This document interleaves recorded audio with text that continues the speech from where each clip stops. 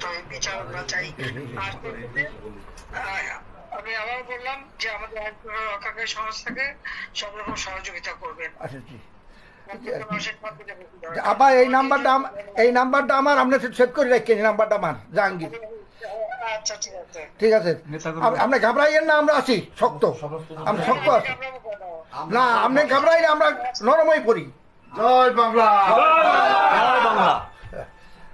আবার আপনি আমি ঘাবড়াই নাই, আমি আর এই ইতিমধ্যে সমস্ত ঘটনার পরে যে কত মানুষ মারা গেছে, আমাদের পুলিশ মায়ের ঝুলায় রেখে দেয়, আমাদের কর্মী মায়ের হাসপাতালে চিকিৎসা করতে গেছে তাকে টাইনে এনে ঝুলায় গুলি করে মারে, পুলিশের পিঠায় পিঠায় পিঠা পিঠায় মারা, এরকম বিভৎস ঘটনা কে দেখছে? আর যতগুলি আমি দেখলাম মনে হলো পুলিশ গুলি করলে তো ছলা গুলি হতো, সেটা তো দেখা যাচ্ছে সব বুলেট এবং খুব কাছে থেকে পাওয়া।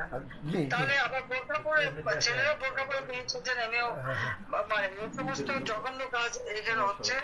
তো যাই হোক, দেশটাকে নিয়ে যে একটা খেলার মানে বস্তু পেয়ে গেছে, এই দেশটা মানুষ রক্ত দিয়ে স্বাধীন করছে, তাদের মনে রাখা উচিত। আর এত উন্নতি করছে নষ্ট নয়, সেটাও তাদের বিবেচনা করা উচিত ছিল যে তারা তো নিজেই ব্যবহার করবে। আমি তো ব্যবহার করবো না, বা আমাকে ব্যবহার করবো বলে তৈরি করিনি, তৈরি করেছি আমি সাধারণ মানুষের জন্য, মানুষের সেবা দেওয়ার জন্য, মানুষের জীবনটা উন্নতি করার জন্য, তাই না? কাজে আপনারা যেভাবে আছেন বাবা মনে হয় সবাই থাকেন, আর আপনারা পূর্ণাঙ্গটা যথাযথ মর্যাদার সাথে পালন করেন।